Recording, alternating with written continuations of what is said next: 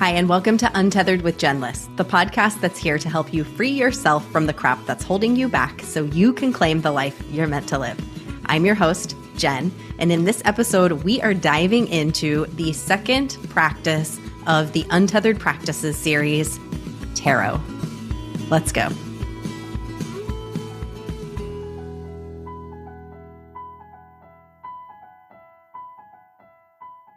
Hi, friends. It's Jen. Yes, it's Thursday when this episode is launching, and this is not your classic Thursday thread. We are currently on episode 2 of a series that we're calling the Untethered Practices series. So what we're doing here is giving you a glimpse into some of the practices that have helped me, that have supported me on my own personal journey, spiritual journey, mindset journey, business journey, all around human being journey. And specifically some of the things that have helped me personally unhook, untether from the outside world so that I can truly come home to myself, meet myself, and understand what is it that I came on this earth to do. What are my gifts? What is my magic? What exactly is that? And I talk to so many people who are like, it's like I'm meeting myself for the first time and I'm 55 years old. And we can feel so much, just like so much around that. Like, it's like all of a sudden we just wake up and it's like, what in the world, what life have I been living so outside of myself that I don't even know who I am, what I came here to do, what my gifts are. And if that's you, I want to first of all say that's totally okay.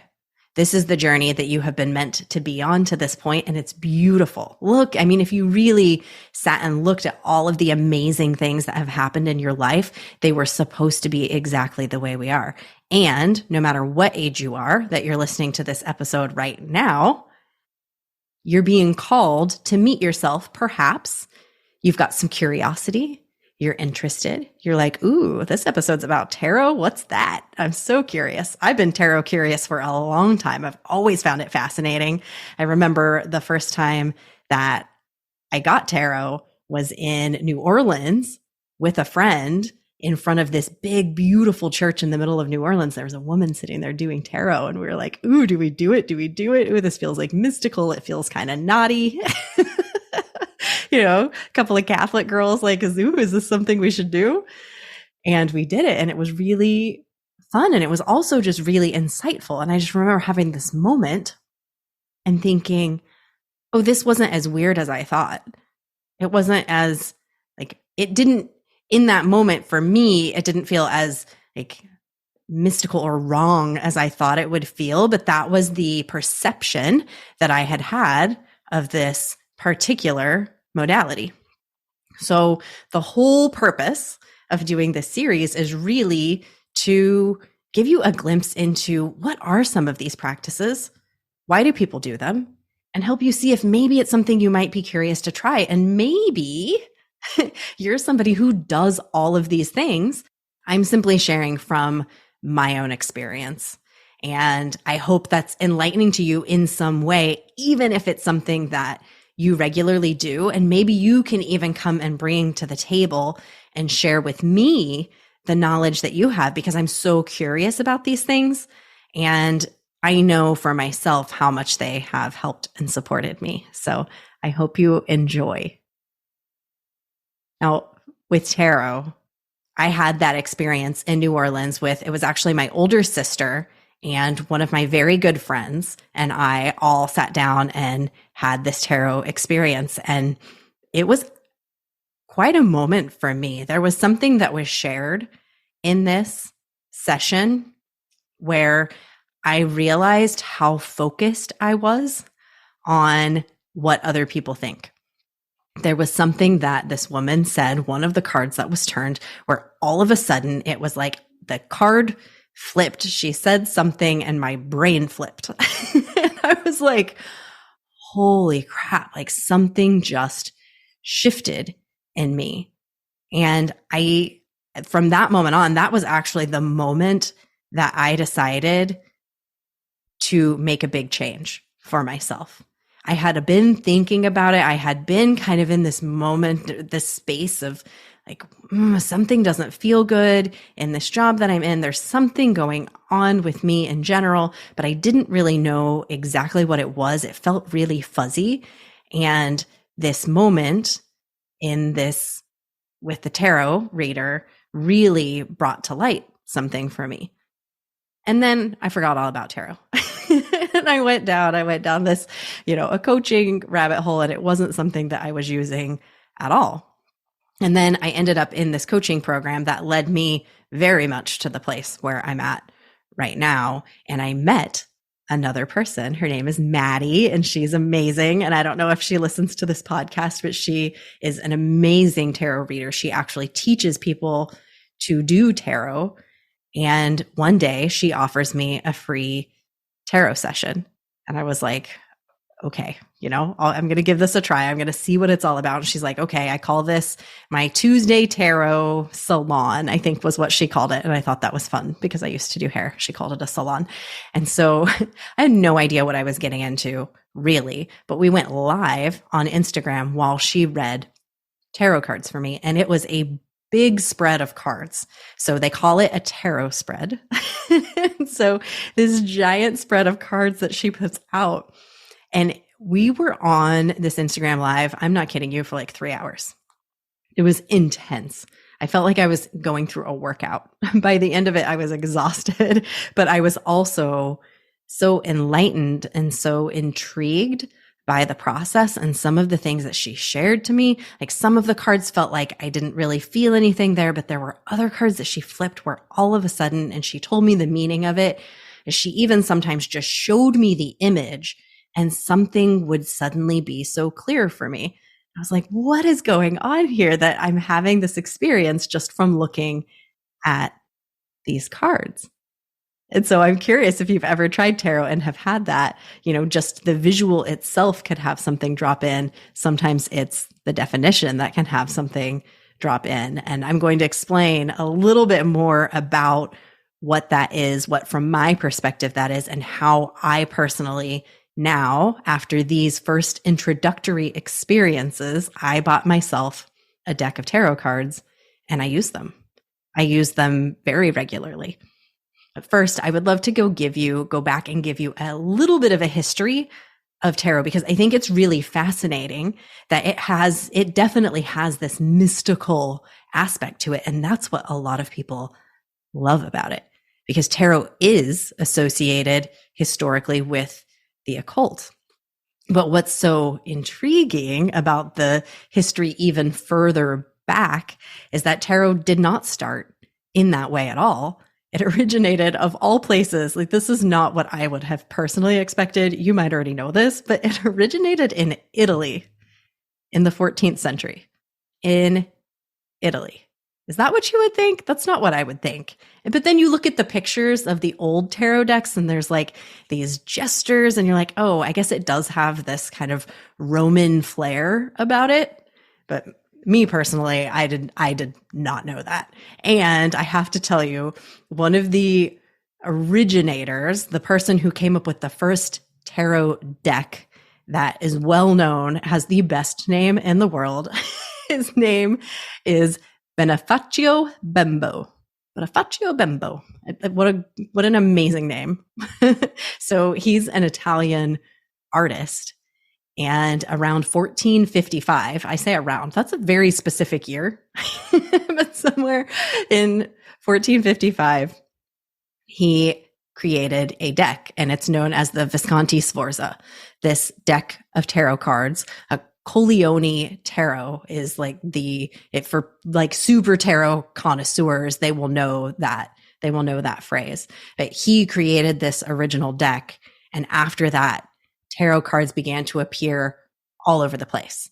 And so Bembo was the first of the artists to paint a deck of these cards and create it into something that people could hold. It was reproduced and made and became popularized. So, but it was not mystical. It was a parlor game. It was a game. It was a game that people would sit around with these cards, just like we would sit around and play gin rummy, or this game Killer that my husband and his friends like to play. whatever card game, they would just sit around and they would play with these cards. But it became very popular. And by the 18th century, though, that's when they started to get this little bit of woo-woo mystical sense about them. And that happened because humans who were using these cards, who were playing these cards, started to attribute meaning to the visuals on the cards. They started to become symbolic. We started to invite ritual into the practice of them. And there it started to become mystical. And I'll share a little bit about that mysticism here in a little bit from my perspective. But it was in 1791, there was a man named John Baptist Eliot. He was a French occultist, and he released the first tarot deck specifically for divination, for divinatory purposes. So rather than a parlor game, it was now being used specifically. He was like, this is what this deck is used for. And so he introduced that idea. It then became associated with Kabbalah, the secrets of Hermetic mysticism. Like, it started to become this whole different thing than where it had originally started from, which is so fascinating. And in the Victorian era, occultism, spiritualism really started to be popularized, especially by some of the upper class families, and it really began to spread. So I hope that's kind of interesting to you, some of that history of tarot. And I think that it's so good to remember both sides of this, both sides. So tarot, from my perspective, is incredibly practical. It is a practical tool that helps you meet yourself through messages that are delivered from your brain, from looking at a card, from gaining understanding of yourself. That is the practical side of tarot. The mystical side of tarot is what I started to allude to earlier. As human beings, we are always trying to understand that which cannot be understood. There is something that our words cannot bring meaning to. Like, we can feel something. There is something. It's this awareness. It's God, it's presence. There is something in us that is with us until our last breath that then leaves. What is that thing? Like, your mind is doing its mindy thing. Your body's doing its bodily thing. And as soon as it stops, there's this other thing that stops with it. That is your awareness. And we're trying to meet that awareness. Like, that's what every religion is trying to do. It's what tarot is trying to do. It's what Reiki is supporting. It's what breathwork is supporting. All of these things are helping us to try to understand that which we just can't seem to grapple on. And so we create these systems, we create these things to help us speak to that part of ourselves.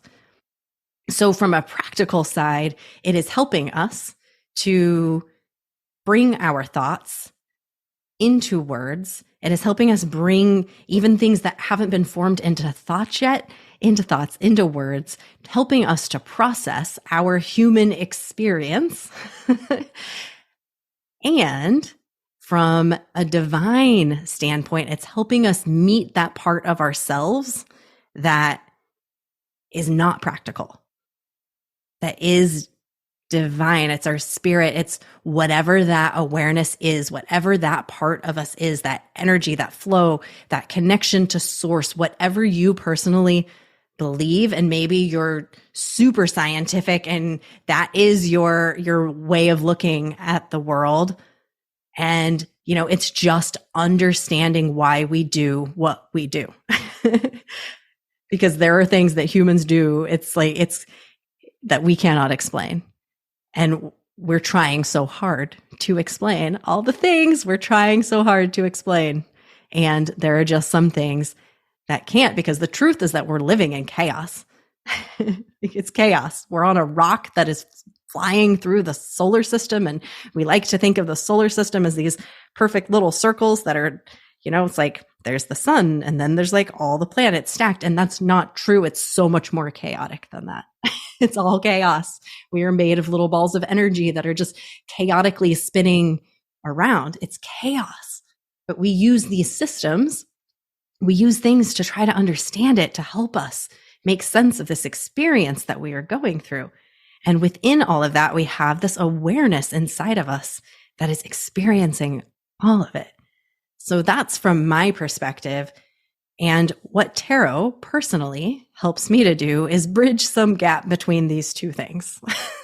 It helps me see myself. It helps me meet myself. It helps me to take these chaotic moments, these chaotic thoughts, these things that are happening in my life that I can't explain, and put some kind of meaning to it so that I can calm the F down. Or I could make a choice, or I could make a decision, because decisions are hard, and sometimes it can help support us to have a tool that helps us do that. So within a classic tarot deck, there are 56 cards generally, and there are 14 cards in each suit. There are the wands, the cups, the swords, and the pentacles. All of these have meaning. Every card has meaning. There's so much meaning built into this. It's practically a religion of its own, the tarot.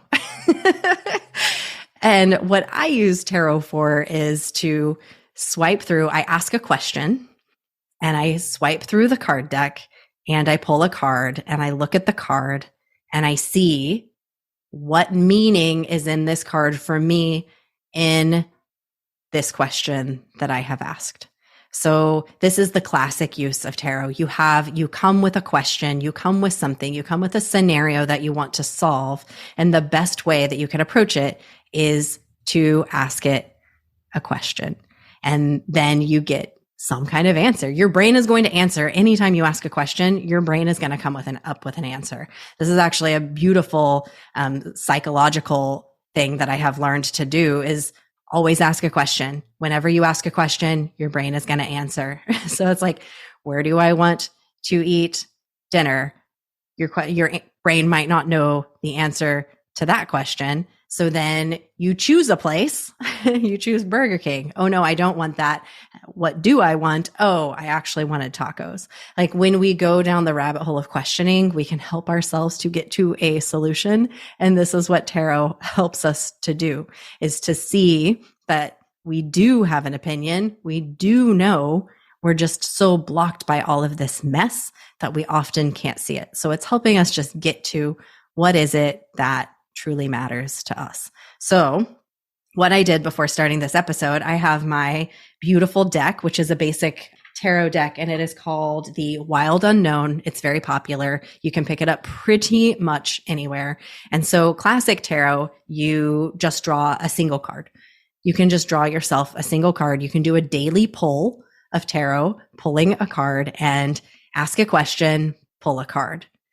Today, I pulled 3 cards, and we're going to do something fun with these 3 cards for yourself. And it was really kind of interesting and beautiful what came up in these 3 cards. So I'm excited to tell you about them. And I do want to share that there's so much ritual around tarot. So before I pull a card, I tap the card deck 7 times on the palm of my hand. Nobody told me to do that. I just started doing it. Somebody said, oh, it's good if you clear the deck. And I've seen people like knock it 3 times. For some reason, 7 feels good to me. So that's my ritual. Humans crave ritual. We love ritual. So it feels so good to just tap the deck 7 times. And then I shuffle the deck 3 times. So 7 taps, 3 shuffles. And then after I've tapped and I've shuffled, then I take a card from the bottom, place it on the top, from the bottom, place it on the top, from the bottom, place it on the top. And I do that until when I stick my fingers on the bottom card, it feels sticky, like it doesn't want to come out. Then I'm done. And then I cut the deck 3 times. So there is a serious ritual involved for myself in the way that I do tarot. Every single time I do it exactly the same. Tap 7 times, shuffle 3 times, flip that bottom card up to the top till it feels sticky, cut the deck 3 times. And then I take from that cut deck, I take the top card from the second pile and I lift that card up. I remember my question. I look at the card and I see what's there for me. So that is the process that I do with the tarot. So before this episode, I did that, tapped 7 times, shuffled 3 times, went until card on the bottom to top until it feels like that one on bottom feels sticky, cut the deck 3 times, took the middle card. I'm not going to quiz you on this. If you start to do tarot, come up with your own ritual. This is my personal ritual. It's how I do it. And it just feels really good to me every time I do it because I've done it so many times. So I pulled 3 cards for you today, and I'm going to adopt the process of the beautiful Rachel Chamley, who has the Manifesting Straight Talk podcast. She's been on this podcast, good friend. She's amazing. Something she does every Monday, you can go check this out if you're tarot interested, is she pulls 3 cards. And then you choose card 1, card 2, or card 3. So the question at hand is, what do my listeners need to hear today? So you can adopt that for yourself right now. What do I need to hear today? So sit with that question on your mind. Invite that question into your heart. What do I need to hear today? Beautiful. Now choose card 1, 2, or 3. What number stands out to you? 1, 2, or 3? What do I need to hear today? Beautiful. Okay, now I will tell you the 3 cards, and then I'll say a little bit about each of the 3 cards. So card number 1 is Mother of Pentacles. Has a beautiful deer on it, and the colors are green and blue and purple. It's beautiful. The second card is the Hermit. The Hermit, it's a turtle with a little light on top of his shell, little turtle. And card 3 is the Son of Pentacles. It's got a deer, and he has a moon above his head, a little orange moon. So Mother of Pentacles, card 1, the Hermit, card 2, Son of Pentacles, card 3. So remembering that all of these cards have something to offer you, have something to offer all of the listeners, and the card that you chose might have a little bit more to offer you. So first we have the Mother of Pentacles. So she is domestic, loving, and patient. The Mother of Pentacles excels in the home. She knows exactly what to do while raising a family and tending to the tasks of daily life. There's a potential for her identity to become wrapped entirely around her children and home, which leaves her needy and attached. This is the cause of most of her turmoil. She often has qualities of a healer and is very connected to nature. So if you picked card 1, consider what that means for you. Even if you didn't pick that card, maybe consider what that might mean for you. I'll give you some perspective on each of these in a moment. So if you picked card 2, that is the Hermit, our little turtle, solitude, meditation. The idea of being a hermit is not supported in our society, but in the realm of tarot, hermits are highly celebrated and valued creatures. Through meditation, solitude, and stillness, they bring wisdom to all. When this card appears, it's time to step back from the business of day-to-day life and focus on your inner realm. Become more self-aware. If you're intrigued by meditation,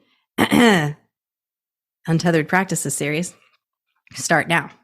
Spend time by yourself. Your inner fire is ready to be lit. It will shine for all to see. What a beautiful card. Little turtle. Okay, and the final card is the Son of Pentacles. He is loyal, quiet, and dedicated. The good side of the Son of Pentacles is that he's loyal and determined. He's inventive and can be trusted wholeheartedly. But sometimes this figure becomes stubborn and persistent to a fault. This, combined with his quiet nature, results in his being hard to get to know and socially awkward at times. He commonly has 1 or 2 close friends rather than many. So no matter which card you chose, remembering that all of these cards have something for all of the listeners, and maybe there's just a little something extra with the card that you chose, I will give you my take on why I was so fascinated and excited by the cards that were pulled. So first of all, there were two from the Pentacles family, and the Pentacles family is associated with your health, finances, work, and creativity, which is like basically this podcast, right? Even more deeply, Pentacles are associated with the ego, self-esteem, and self-image, which your podcast host here, those are some of my largest tethers. Caring what other people think. The ego really getting in the way, stopping me from shining, stopping the light from shining. And I know so many of the listeners too. So two options from the Pentacles family, plus the Hermit. And the Hermit is inviting you inward and to maybe perhaps try a modality such as meditation, such as tarot, such as breathwork, such as Reiki, something that can help you go inward. Wild. I swear these were so random. And the Pentacles family, these are the cards that I pull the most. The Daughter of Pentacles, for me, she shows up the most. I get that card all the time, and I always take it as a sign that my ego is stepping up in some way. But I let the Son of Pentacles, you know, he can be socially awkward, but also so trusting, so loyal, so determined. So when you ask yourself, what is here for you with the card that you chose, you know, remember that question that we asked. What do I need to hear today?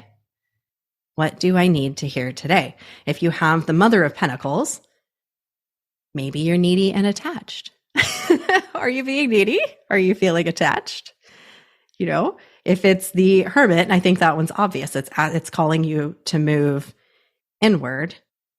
If you're the Sun, could it be that there is some stubbornness attached? A little stubbornness going on here and there. And there were also, you can also look up these cards and get these full definitions and get other definitions that people share about these particular cards. There's so much out there. So just keeping in mind when you do look up these cards, the Wild Unknown has some of its own names for its cards outside of the classic. There are other names out there for these. And I think, I can't remember if that's true for the Pentacles family. There are some of the cards that have in the classic deck, they're called something different. So I hope that was fun for you to just do a little dive into tarot. And you can believe that tarot is as mystical as you want. I'm definitely not knocking the mysticism. I personally ride, you know, I'm just like a classic fence sitter where I'm like, I ride somewhere between where I'm like, I fully recognize this is so practical for me. And I will take whatever I have heard from the card, and I generally will journal a little bit about that. I will stop and consider it for a little bit. What does this mean for me?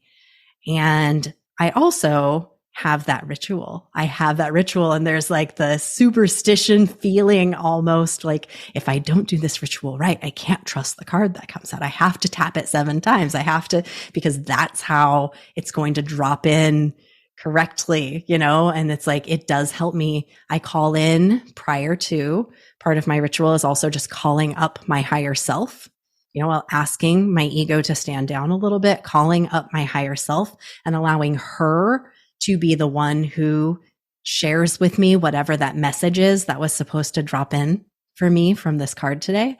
So that's how I practice tarot. And if you're curious about tarot, there's so many resources. Truly, I highly recommend listening to the Manifesting Straight Talk podcast. I love Rachel. I think she's so wonderful and she has so much knowledge about all of the cards and far more than me as far as interpretation of the cards. And you can seriously do that with her every Monday. It's so much fun. So I recommend checking out that podcast if it's something you're curious about. And I would love to hear your questions, your responses, your thoughts, because I only know as much about this as I know my personal experience, and I know how I interpret some of these things and what works for me. invitation for you to figure out what works for you and give it a shot. The decks they're only like 20 or 30 bucks. There's so many beautiful ones out there. There's like classic tarot decks. There's these things called oracle decks. There's angel cards. And it's fun to just look at the beautiful pictures. There's artists who have done so much beautiful work on these cards, and, pick one that calls to you and try it out. I encourage you to give it a shot. It's not as freaky as some things might have led you to believe. It's just a beautiful modality for self-care, a beautiful practice for you to help to get to know yourself a little bit better. I hope you enjoyed this episode. If you did, and if you have a friend who might be tarot curious, I encourage you to share it with that friend. Take a screenshot of this episode, share it on social media. That would mean so much to me. If you tag me, Untethered Jen, on Instagram, I will always reshare your post. You just keep shining your magical unicorn light out there for all to see. I'll see you next week for another in our series of Untethered Practices. Bye.